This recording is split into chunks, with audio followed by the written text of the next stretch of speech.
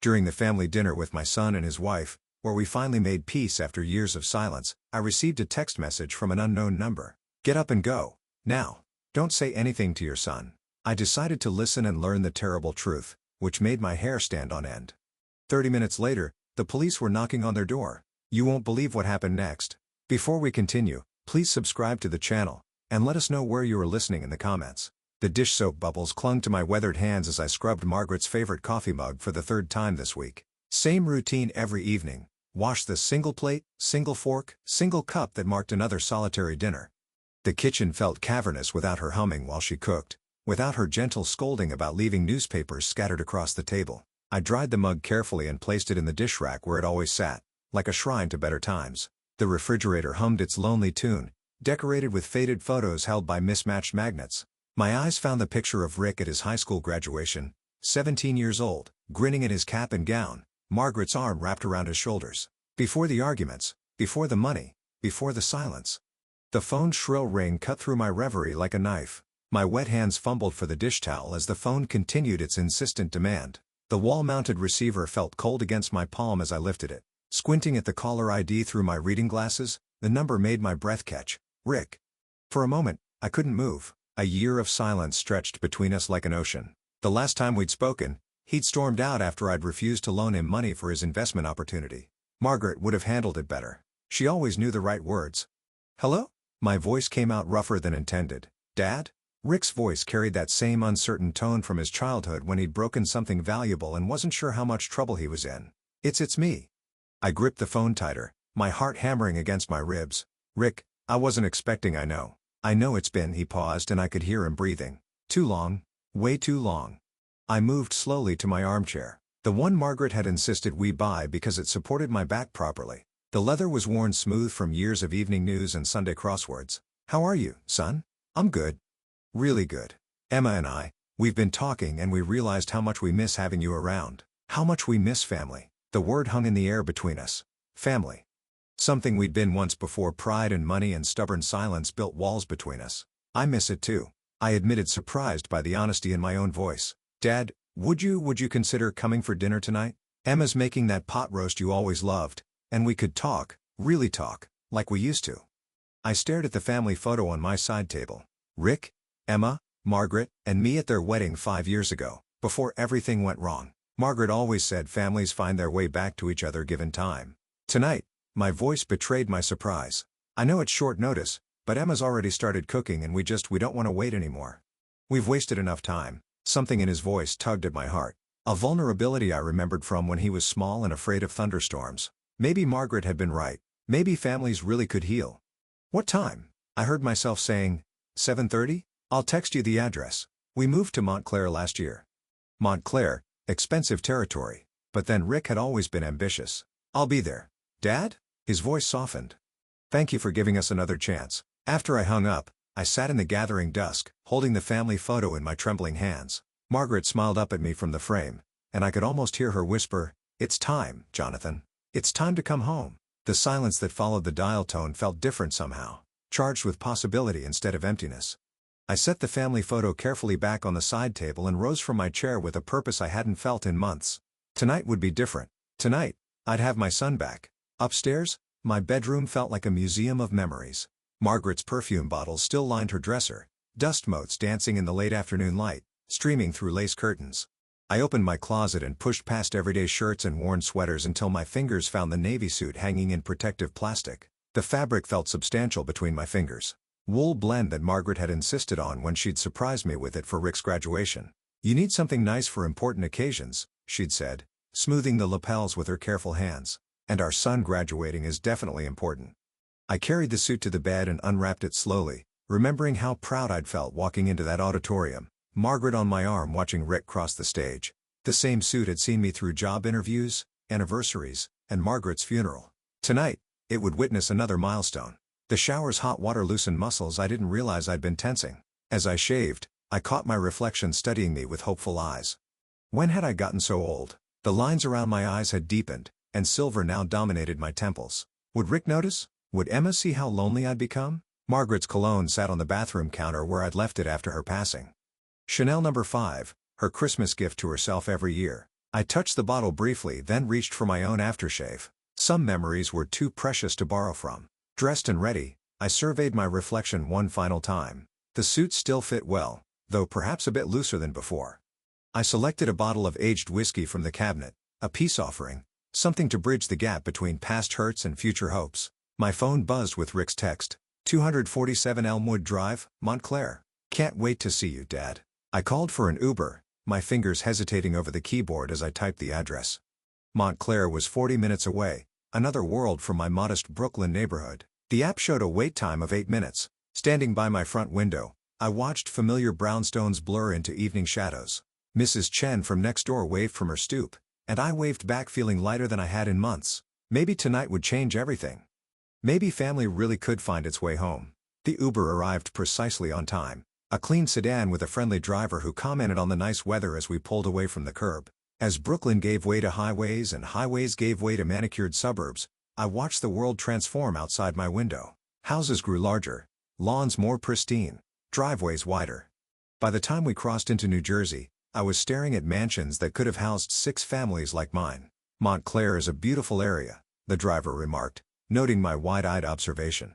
Lot of successful folks out here. I'm visiting my son, I replied, pride swelling in my chest despite my confusion about how Rick could afford such luxury. Lucky man, having family in a place like this? Lucky indeed, I thought, though unease crept into my excitement. How exactly had Rick managed to buy a house in one of New Jersey's most expensive zip codes? The Uber slowed to a stop before a house that belonged in architectural magazines. I sat frozen in the back seat, staring up at stone columns and perfectly manicured topiaries that probably cost more than my monthly rent. A circular driveway curved around an ornate fountain where water danced in the early evening light. 2 luxury cars, a Mercedes and a BMW, sat parked like gleaming statements of success. This is it, sir, the driver announced cheerfully. Beautiful place. I fumbled with my wallet, hands trembling slightly as I counted out bills and added a generous tip. Thank you. Have a good evening. The car door felt heavier than it should have as I stepped onto pristine pavement. My shoes, polished but obviously worn, clicked against stone as I walked the curved path toward an entrance that could have belonged to a small hotel. Perfectly trimmed hedges lined the walkway, and motion sensor lights illuminated my approach with theatrical precision. Before I could even reach for the brass doorbell, the massive oak door swung open. A middle-aged Hispanic woman with kind eyes and graying hair stood in the doorway wearing a crisp black dress that screamed professional housekeeper. Her smile seemed genuine, but something flickered behind her eyes. Concern? Warning? The expression vanished so quickly I wondered if I'd imagined it. Mr. Miller, she said warmly, stepping aside to usher me into a foyer that made my entire living room look like a closet. I'm Maria. Mr. Rick and Miss Emma are so excited you're here. The interior took my breath away. Marble floors stretched toward a curved staircase that belonged in movies about rich people. Crystal chandeliers cast warm light over oil paintings that looked original and expensive. Fresh flowers, real ones, not the artificial arrangements I favored, filled the air with subtle perfume. Dad, Rick's voice boomed from somewhere deeper in the house, footsteps echoing as he approached. He appeared in the foyer looking like a magazine model. Expensive suit, perfect haircut, teeth that definitely hadn't been that white at his graduation. When he reached me, his embrace felt desperate, lasting a beat too long. You look great, he said, stepping back to study me with eyes that seemed both grateful and anxious. Really great. Emma materialized beside him like a graceful apparition in a silk dress that probably cost more than my car. Her makeup was flawless, her jewelry subtle but clearly expensive, her smile so perfect, it felt rehearsed. Jonathan. She swept forward to kiss my cheek, enveloping me in expensive perfume. You look wonderful. We're so happy you're here. I managed to smile, still overwhelmed by the sheer opulence surrounding us. This place is incredible. How do you real estate? Rick interrupted quickly. His laugh, a little too bright, caught the market at exactly the right time. Lucky timing mostly. Something about his tone made me pause, but Emma was already taking my arm with practiced grace. Come, let's get you settled. Maria, could you take Mr. Miller's coat?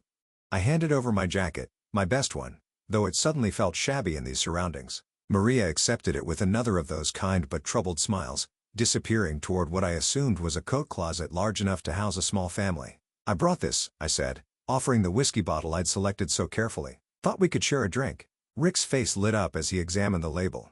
Dad, this is fantastic. You shouldn't have, but I'm glad you did. He clapped my shoulder with enthusiasm that felt slightly forced. Emma's been cooking all afternoon. She remembered how much you love pot roast. How did Emma remember my food preferences? We'd shared perhaps 3 meals together in 5 years, and I couldn't recall pot roast being a topic of conversation. But her smile was so warm, so welcoming that I pushed the thought aside. "You're too kind," I told her, meaning it despite my confusion. "Family takes care of family," she replied smoothly, linking her arm through mine. "That's what matters most." Rick led us toward what I assumed was the dining room, his stride confident, but something tight around his eyes. Maria had vanished somewhere into the house's depths, leaving us in this perfect tableau of family reunion. As we walked through rooms that belonged in decorating magazines, I tried to reconcile this obvious wealth with the son who'd asked me for money just a year ago. The dining room opened before us like something from a period drama.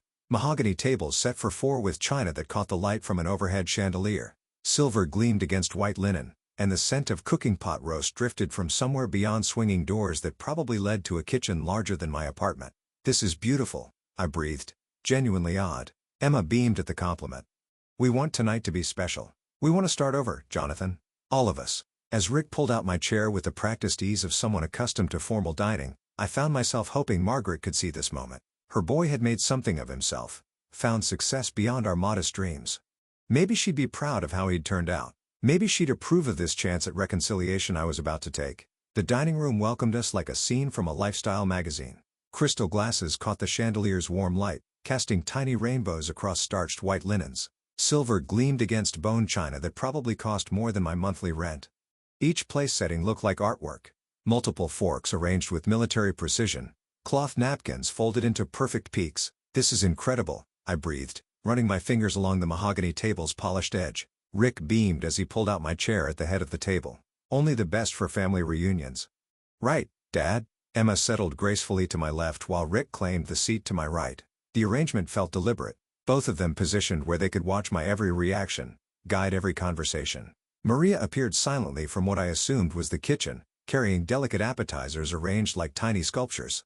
"Let's start with your whiskey," Rick announced, already opening the bottle I'd brought. The amber liquid caught the light as he poured generous portions into heavy crystal tumblers. "This calls for a proper toast." He handed me a glass filled higher than I would have poured for myself. The whiskey's warmth spread through my chest as Emma raised her wineglass with theatrical grace. "To family," she said, her smile radiant, "to forgiveness and fresh starts." "To Margaret," Rick added, his voice catching slightly. "She would have wanted us together like this." The whiskey burned sweetly as we drank. Margaret always said alcohol loosened tongues and hearts in equal measure. Tonight, surrounded by such obvious prosperity, I found myself wondering what she'd think of this opulent display. "Tell us about the restaurants." Emma leaned forward with genuine seeming interest. "Rick says you built an empire from nothing." "Empire's too grand a word." I took another sip feeling unusually relaxed. "Just hard work and faith in people. Margaret always said treat employees like family, customers like friends." "Don't be modest, Dad." Rick refilled my glass before I noticed it had emptied. 7 locations now. That's impressive by any standard. 7. He'd been keeping track even during our silence. Something warm expanded in my chest. Maybe he'd cared more than I'd realized. Maria served the soup course with practiced efficiency, though I noticed her hands trembling slightly as she placed the bowl before me. Rich lobster bisque and delicate porcelain, another reminder of how far we'd traveled from my modest Brooklyn kitchen. "Do you ever think about retirement?" Emma asked casually, cutting her bread with surgical precision, slowing down a bit. "The restaurants keep me busy. It's what Margaret and I built together." I found myself drinking more freely than usual. The combination of good company and fine alcohol loosening inhibitions I'd maintained for months. Every location has her fingerprints on it.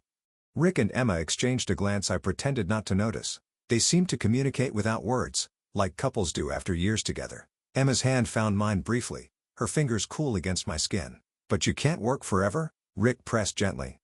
"Have you thought about succession planning, legal arrangements for the future?" The question felt oddly specific, but the alcohol made everything seem harmless. "One day at a time, son. One day at a time." Maria appeared with the main course, pot roast that smelled exactly like Margaret's recipe. How had Emma known? We'd shared so few meals together over the years. "This is perfect," I told her truthfully. "Exactly like my wife used to make." Emma's smile looked painted on. "I wanted tonight to be special, to remind you that family takes care of family." As we ate, Rick regaled me with stories about his real estate ventures, though his explanations remained frustratingly vague. Emma asked pointed questions about restaurant operations, profit margins, property values. Their curiosity felt intense, almost professional. The room grew warmer as evening progressed. My head felt lighter than it should have after just 2 glasses of whiskey. Rich food, good company, and the relief of reconciliation, I told myself. Nothing more than that. Rick checked his watch when he thought I wasn't looking. Emma monitored my consumption like a bartender tracking a regular customer. Maria moved between kitchen and dining room with nervous efficiency, dropping a fork that clattered against marble floors. Something nagged at the edge of my consciousness, but the whiskey made thinking difficult. Everything felt slightly surreal, like watching myself from outside my body. When had I become such a lightweight? "Dad, let me show you pictures of our newest restaurant location," I said, reaching into my jacket pocket for my phone. The Queen's opening last month, Margaret would have been so proud of how the community welcomed us. My phone vibrated against my palm just as I started to pull it out. The vibration startled me mid-sentence. "Sorry," I mumbled, glancing apologetically at Rick and Emma. Probably just the night manager with some routine question, but the number on my screen belonged to no one I recognized. A local area code, but completely foreign digits. I frowned, thumb hovering over the notification. Restaurant emergencies came from familiar numbers. Miguel from the Park Slope location, Sarah from the Crown Heights spot, Tony from our newest Queens venture. The phone buzzed again, more insistently this time. "Everything all right?" Rick asked, leaning forward with what seemed like excessive concern. "Just unfamiliar number." I shielded the screen partially with my napkin, driven by an instinct I couldn't explain. The text message appeared in stark capital letters, "Stand up and leave. Now say nothing to your son." My blood turned cold. The elegant dining room suddenly felt like it was tilting, though I couldn't tell if that was shock or the whiskey making my head swim.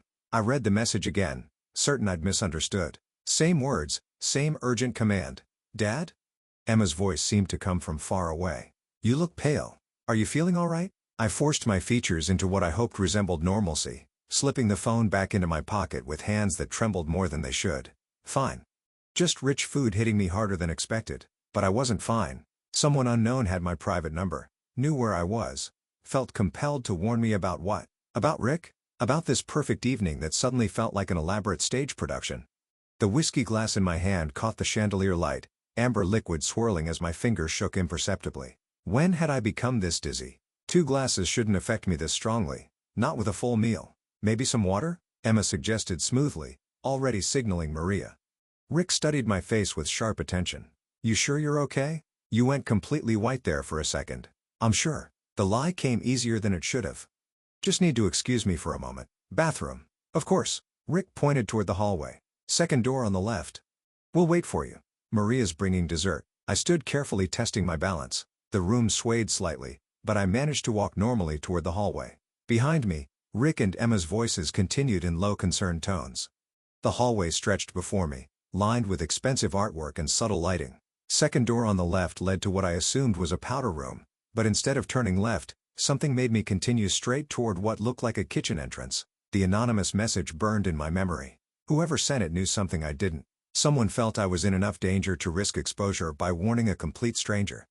Maria stood at an enormous sink, washing crystal glasses with methodical precision. Her back was turned toward me, but she didn't acknowledge my presence even though my footsteps must have been audible on the marble floors. She continued her work as if I were invisible. The kitchen's back door stood just beyond her, leading to what looked like a garden.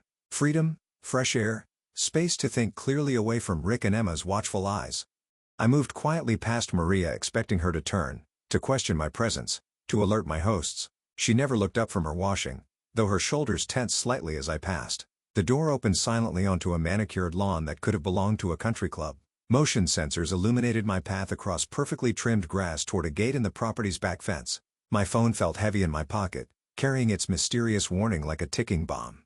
Street lamps beyond the fence promised anonymity, distance from whatever danger had prompted that urgent message. I walked faster, my dress shoes slipping slightly on dewy grass, not caring about stains or appearances anymore. The gate opened onto a quiet residential street lined with mansions that probably house millionaires and their secrets. I pulled out my phone with trembling fingers, opened my ride-sharing app, and requested pickup 1 block away from Rick's address. 5 minutes until arrival. 5 minutes to decide whether I was being paranoid or protecting myself from something real. The phone in my hand felt like evidence of conspiracy or paranoia. I couldn't tell which, but that message, those urgent capital letters, had triggered every survival instinct Margaret's practical wisdom had ever taught me. When someone warns you about danger, she'd always said, listen first and ask questions later. The Uber's headlights appeared at the end of the block, cutting through suburban darkness like a lifeline. I climbed into the back seat, gave the driver my Brooklyn address, and immediately dialed the number that had shattered my evening.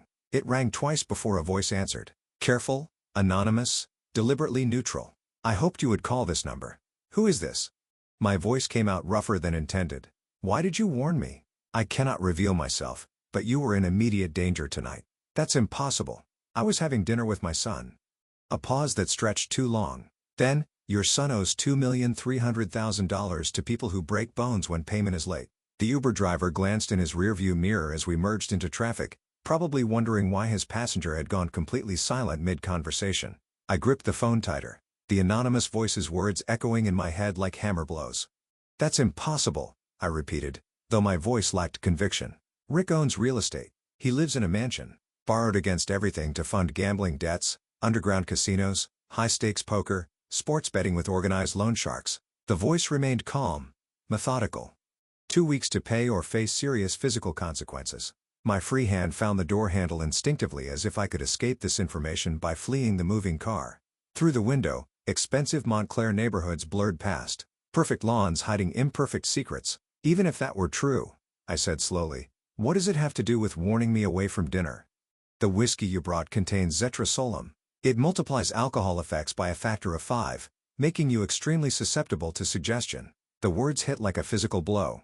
The unusual dizziness, the way 2 glasses had affected me like 6. My increasing willingness to discuss business details, I'd normally keep private. That's I stopped, remembering Rick's eager insistence on opening my gift immediately. Emma's careful monitoring of my consumption, their coordinated refilling of my glass before I'd noticed it emptying. Legal documents were prepared in advance. The voice continued relentlessly. Complete transfer of your restaurant properties and business assets. Power of attorney granting your son full control. The only missing element was your signature.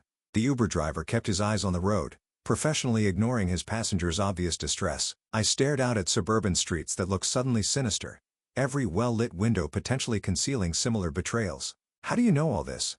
That doesn't matter. What matters is that you escaped before signing anything. Zetrasolum combined with alcohol can cause memory gaps, making it easy to claim you willingly transferred everything. I thought about Rick's nervous energy, Emma's rehearsed warmth, their pointed questions about succession planning and retirement. The evening replayed in my memory with horrifying new context. Every toast, every refilled glass, every strategic touch designed to lower my guard.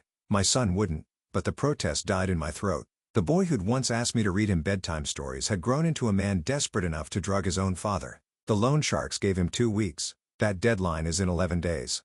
Why are you helping me? I asked finally. Because what they planned was wrong. Because you deserve to know the truth about people you trust. The anonymous caller knew details no stranger should possess: debt amounts, drug names, illegal documents, specifics, someone with intimate access to Rick and Emma's conspiracy. Who are you really? Someone who sees more than people realize. Someone who couldn't stand by and watch an innocent man be destroyed by family greed. Maria. The realization hit me like lightning. Her nervous efficiency during dinner, the way she'd avoided eye contact, her deliberate non-reaction when I'd passed through the kitchen. She'd known about the plan and chosen conscience over employment security. Thank you, I said quietly. Don't thank me yet. They'll realize you're gone soon.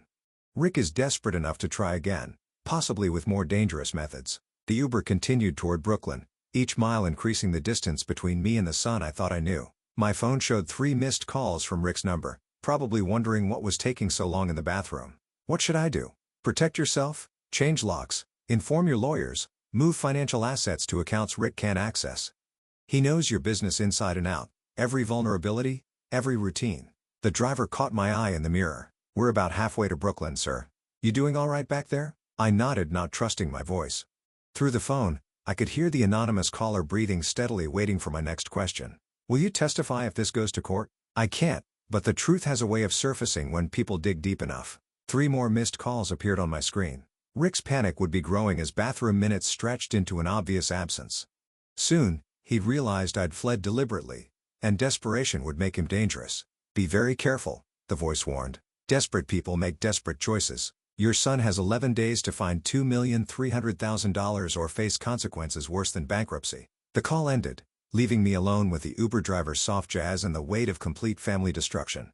In one evening, I'd gained a son and lost him again, learned the price of trust and the cost of naivety. My phone buzzed with a text from Rick. Dad, where are you? We're worried sick. I stared at the message, then deleted it without responding. The man who'd sent those words had planned to drug me unconscious and steal everything Margaret and I had built together. The Uber driver cleared his throat gently. "Sir, we're approaching the Brooklyn Bridge. Still want to go to the original address?" I looked out at the city lights reflecting off dark water, then back at my phone showing the route to Montclair still available in my GPS. Safety lay ahead in Brooklyn, but confrontation waited behind in New Jersey. For the first time in my life, I had to choose between protecting myself and protecting what remained of my family. Brooklyn's familiar skyline beckoned through the Uber's windshield, promising safety in the comfort of my worn armchair, where Margaret's memory lived in every thread. But safety felt like cowardice now, knowing what Rick was capable of doing to others when desperation struck again. I pulled Margaret's wedding photo from my wallet, edges soft from years of handling, her smile as radiant as the day we'd promised to build something meaningful together. She'd never backed down from difficult conversations, never chose comfort over doing what was right. She wouldn't run, I whispered to her image. The driver caught my eye in the rearview mirror. "Everything all right back there, sir?" "Actually, no." I straightened in my seat, decision crystallizing like steel in my chest. "I need to make a phone call, then we're changing destination." My fingers shook as I dialed 911. 2 rings, then a professional voice. "Emergency services." "What's your emergency?" "My family is attempting to poison me for money." The words sounded surreal spoken aloud, like lines from a television drama. "I have evidence, and they're still at the location with prepared legal documents." "Sir, are you in immediate danger?" "Not right now, but I need officers at 247 Elmwood Drive, Montclair, New Jersey. I'm returning there to gather evidence." The dispatcher's questions came rapid fire. Nature of poisoning, number of suspects, weapons present. I answered methodically, my business training taking over. Clear facts, specific details, actionable information. Officers are en route. Estimated arrival, 20 minutes. "Sir, I strongly advise you not to return to that location until I understand the risk." Margaret's photo stared up at me, her eyes holding that expression she wore when I needed to be braver than I felt. "But if I don't go back, they'll destroy evidence and try this again with someone else."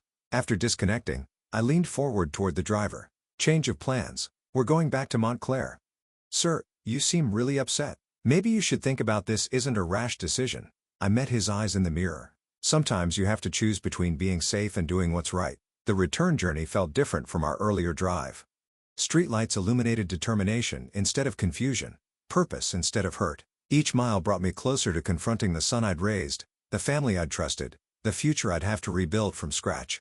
Margaret's voice seemed to whisper from the photograph. "Family means telling the truth even when it hurts." 20 minutes later, we turned onto Hill Street. Police cars approached from the opposite direction. Lights off, but unmistakably official. My heart hammered against my ribs as I realized this was really happening. I was about to destroy my family to save myself and possibly others. "Wait around the corner," I told the driver. "This might take a while." Walking up the curved driveway felt like approaching an execution. The mansion's perfect exterior concealed such calculated evil, such desperate betrayal. My hand trembled as I reached for the doorbell. Time to face my son. The doorbell's chimes echoed through the mansion like a death knell. Footsteps approached quickly, too quickly for casual concern. Rick yanked the door open, relief and suspicion warring across his features. "Dad, where have you been?" His smile looked painted on. "We were getting worried sick." "Sorry, son." I forced my voice into apologetic tones. I needed some fresh air. Felt dizzy after all that rich food. "Dizzy?" His eyes sharpened. "You were gone for almost half an hour." Emma thought something terrible had happened. Time got away from me. "Beautiful neighborhood you have here." I walked further than intended. Emma appeared behind Rick, her designer dress wrinkled from nervous pacing. Her perfect hostess mask slipped for just a moment, revealing raw panic underneath. "Jonathan, you gave us such a scare." She reached for my arm with fingers that trembled slightly. "Are you feeling better now?" "Much better. Thank you." I allowed her to guide me back inside, noting how her grip lingered too long, too tight. "Just needed to clear my head." The foyer felt smaller now, oppressive rather than impressive. Every expensive detail reminded me of the blood money that had purchased this illusion of success. "Perhaps you had too much wine with dinner." Emma's laugh sounded brittle. "Let's get you some water and actually, I think I'd like to sit down again." I moved deliberately toward the dining room. "If that's all right?" Rick and Emma exchanged a glance, laden with meaning I was supposed to miss. Their coordinated response felt rehearsed, like actors who'd forgotten their lines. "Of course, Dad. Whatever you need." The dining room had been hastily reorganized during my absence. Papers that might have been scattered across the table were nowhere to be seen. Maria moved efficiently between kitchen and dining room, her nervous energy more pronounced than before. I settled back into my chair at the head of the table, noting how Rick and Emma flanked me exactly as before. The crystal glasses had been cleared, the dinner plates stacked, but the atmosphere crackled with unspoken tension. "I hope you don't mind," Emma said carefully, "but we cleaned up a bit. Didn't want to leave Maria with too much work." "Very considerate." I smiled blandly, wondering what evidence they'd hidden while I was gone. Rick drummed his fingers against the mahogany table, a nervous habit from childhood that betrayed his anxiety now. "So Dad, feeling completely recovered? No more dizziness or confusion?" The question carried undertones I pretended not to hear. "Clear as a bell, son. That fresh air worked wonders." Emma leaned forward with calculated concern. "You know, rich meals can affect people differently as we get older. Perhaps next time we should plan something lighter." "Next time? As if there would be one after tonight." "I've always had a strong constitution," I replied evenly. "Takes more than good food and wine to slow me down." Maria appeared with fresh water glasses, her movements sharp and efficient. When she placed mine before me, her fingers brushed the table edge in what might have been an accidental tremor. Rick checked his watch, a gesture so subtle I almost missed it. Whatever timeline they were working against was growing shorter. "Well," he said with forced brightness, "since you're feeling better, maybe we could continue our evening." I know Emma was looking forward to more conversation. "Absolutely." Emma's smile could have powered the chandelier. "We have so much catching up to do." But something had shifted during my absence. Their desperation was showing through the cracks in their performance, and I could sense the evening building toward a crescendo. Rick stood suddenly and moved toward the liquor cabinet. "Dad, let's have one more toast before the evening ends." Rick's hands trembled almost imperceptibly as he measured whiskey into fresh crystal tumblers. I watched him work, noting how he lingered over my glass, adding extra liquid that caught the light differently than the amber spirits. "You know," I began casually, "I want to tell you about the day you were born, Rick." His shoulders tensed slightly. "Dad, that's sweet, but maybe we should toast first. This whiskey is too good to let it get warm." "This is important, son." I settled back in my chair, hands folded peacefully. "Your mother was in labor for 14 hours, longest day of my life." Emily leaned forward with forced enthusiasm. "Jonathan, the whiskey will lose its flavor if we wait too long. Can't we drink and listen at the same time?"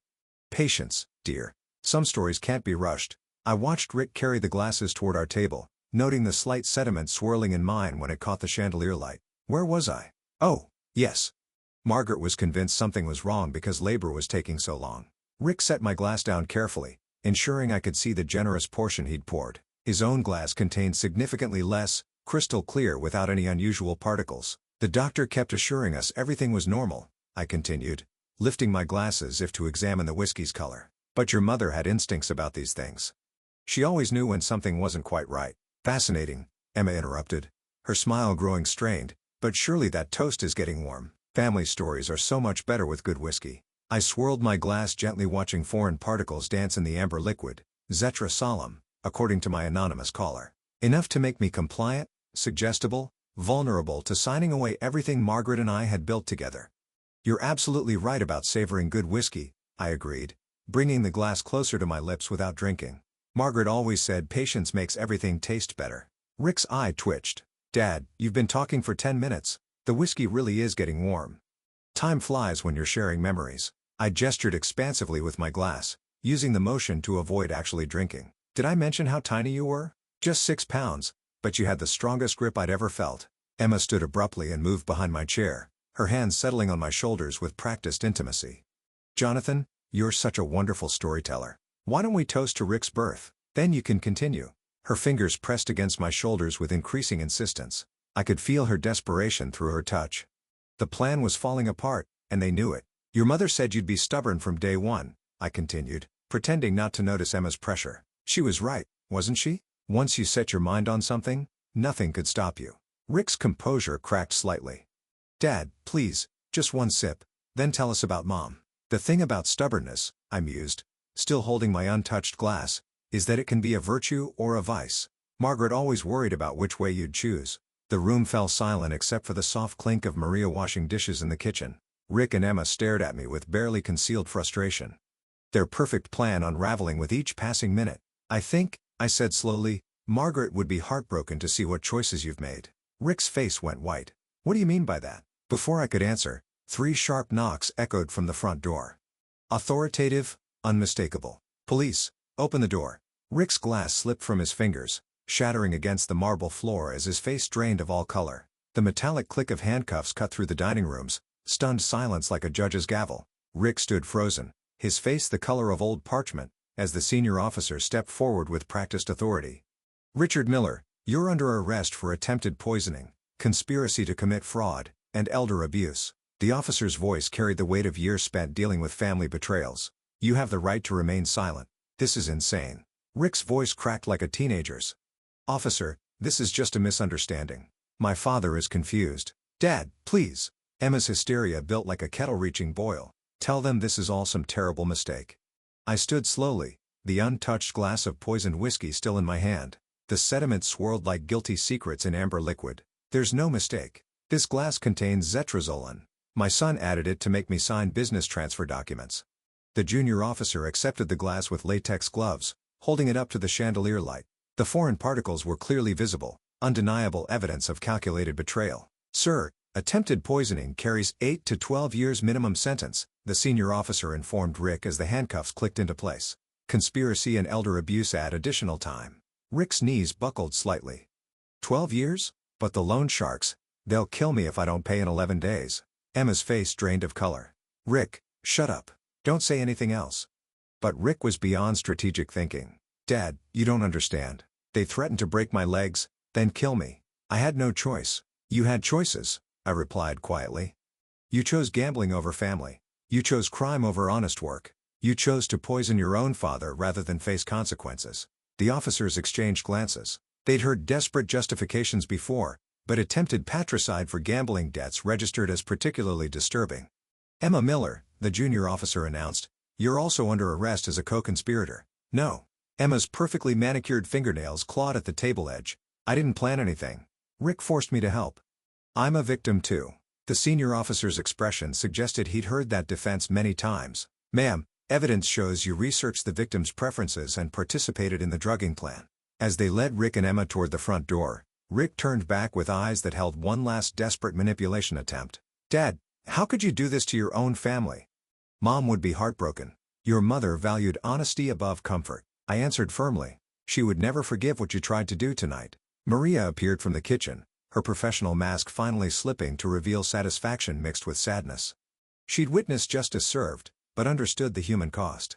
The mansion fell silent except for the distant sound of car doors slamming and engines starting.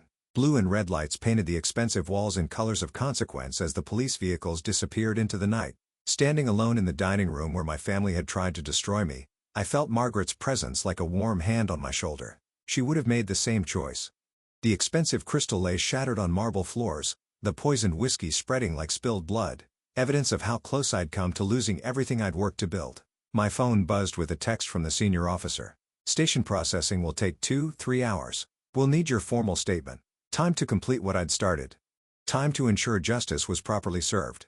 The Montclair police station buzzed with late evening activity, drunk driving arrests, domestic disturbances, and now my family's conspiracy case. Rick and Emma sat in separate holding cells, their designer clothes looking absurd against institutional gray walls. Through reinforced glass, I watched Rick pace his cell like a caged animal. Every few minutes, he'd glance toward where I sat giving my statement, his expression cycling between fury and desperate pleading. "Mr. Miller," Detective Harrison set down his coffee with deliberate precision. "Walk me through the zetrasolum again.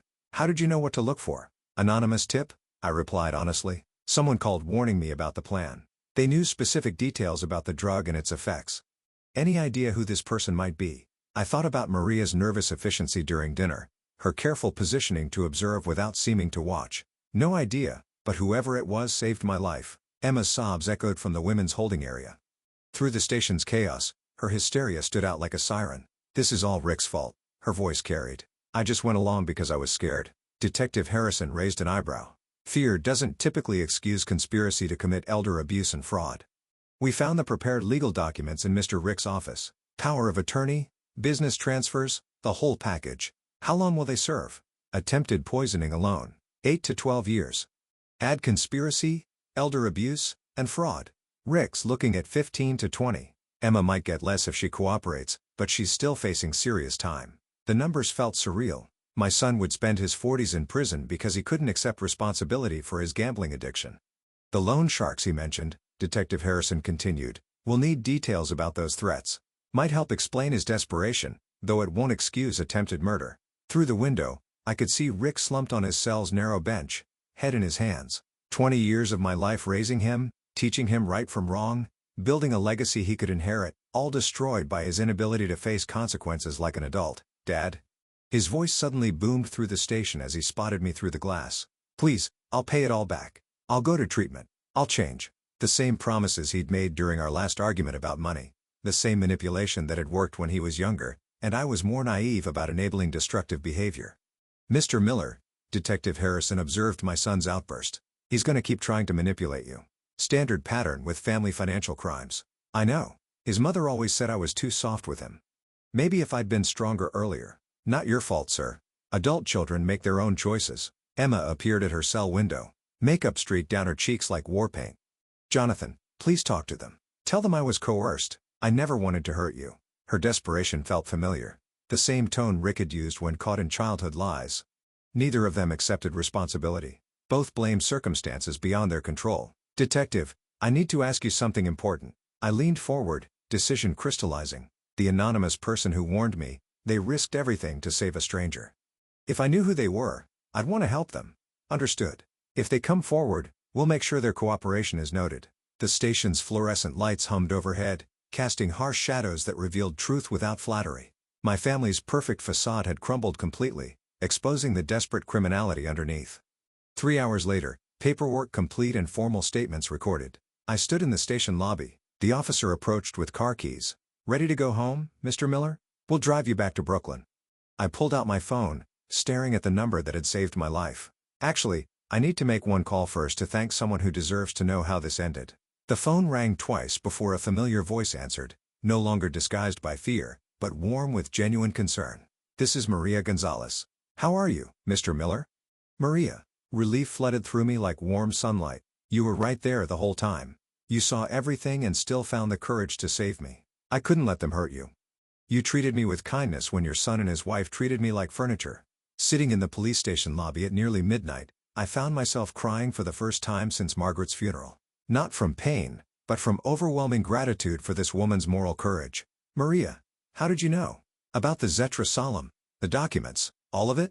3 days ago, I was cleaning Mr. Rick's office when I heard them planning.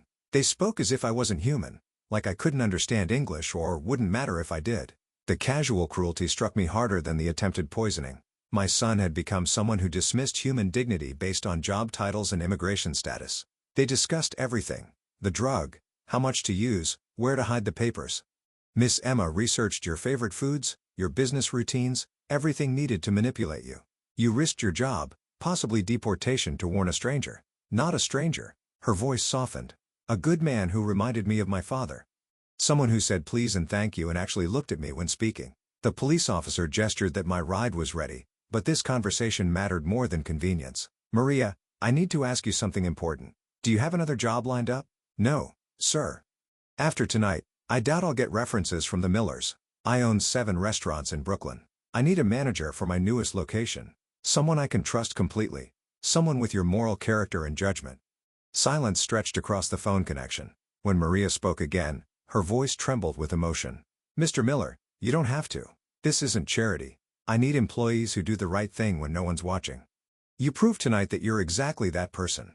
The salary would be $60,000 to start, health benefits, profit sharing after 1 year, plus all the job training you need to advance in restaurant management. Maria's sob was audible through the phone. Sir, I don't know what to say. Say you'll start Monday morning, 10 a.m. at the Crown Heights location. I'll be there to personally train you. The police officer waited patiently while I completed arrangements with Maria. Address exchange, start date confirmation, promise of work visa assistance if needed. When I finally hung up, I felt lighter than I had in months. The ride back to Brooklyn passed in comfortable silence. Streetlights illuminated familiar neighborhoods where honesty still mattered more than wealth, where people worked hard without expecting others to fund their mistakes. My modest house welcomed me like an old friend. Inside, family photos covered the refrigerator, Rick at various ages, Emma at their wedding, Margaret smiling from better times. I removed Rick's photo carefully, not destroying it, but placing it in a kitchen drawer. Some memories deserved preservation, but not daily visibility. Emma's wedding picture followed. Margaret's photo remained on the refrigerator, her smile approving of justice served. and new friendships earned through moral courage. On my calendar, I wrote, Maria, 10 a.m., Monday, in the space reserved for important appointments. Below that, new beginning. Outside, Brooklyn hummed with honest late-night activity, night shift workers heading home, early shift workers starting their day, people who understood that integrity couldn't be purchased with borrowed money or stolen through family manipulation. Margaret would have loved Maria's story. She always said the best employees were those who did right things for right reasons, regardless of personal cost. My phone buzzed with a final text from Detective Harrison. Both suspects formally charged. Trial scheduled for August.